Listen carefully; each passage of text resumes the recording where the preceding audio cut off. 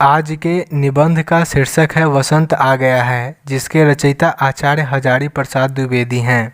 शांति निकेतन में लेखक जहाँ पर बैठा लिख रहा है, उसके आगे ही दो कचनार के पेड़ हैं। एक जो खूब मोटा ताजा स्वस्थ एवं सबल है, फूल फल से रिक्त है, तथा दूसरा जो मरियल सा है, फूल फल से लदा हुआ है। प्रथम के जीवन में वसंत का अभाव है तो दूसरे पर वसंत का प्रभाव।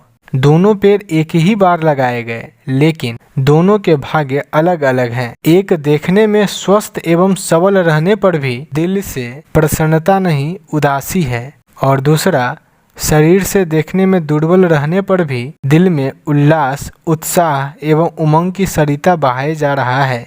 अर्थात एक फूल फल से हीन है तो दूसरा फूल फल से लदा हुआ है। मानव जीवन में भी यही बात लागू होती है। एक शरीर से स्वस्थ रहने पर भी मायूस बना रहता है तो दूसरा छीनकाए रहने पर भी हरदम खुश दिल नजर आता है। यह तो मन की मौज है। कोई संपन्न होकर भी दिल में उदासीनता का भयंकर रोग पाले हुए है, तो कोई विपन्न रहने पर भी चेहरे पर मुस्कान की आभा से लिप्त दिख पड़ता है। एक सुख में रोता है तो दूसरा संकट में मुस्कुराता है।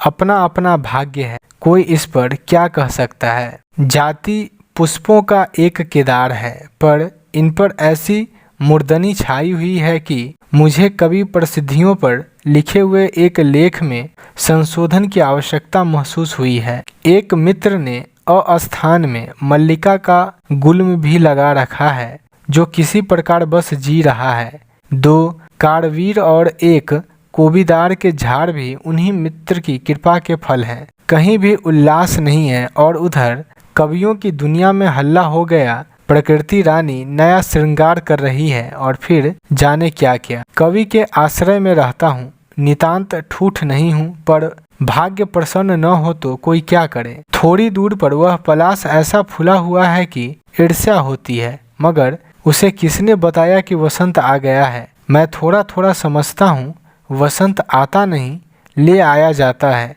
जो चाहे जब चाहे अपने घर ले आ सकता है। वह मरियल कंचनार ले आया है। अपने मोटे राम तैयारी कर रहे हैं और मुझे बुखार आ रहा है। यह भी नियति का मजाक ही है। सारी दुनिया में हल्ला हो गया है कि वसंत आ रहा है, किंतु मेरे पास आया बुखार।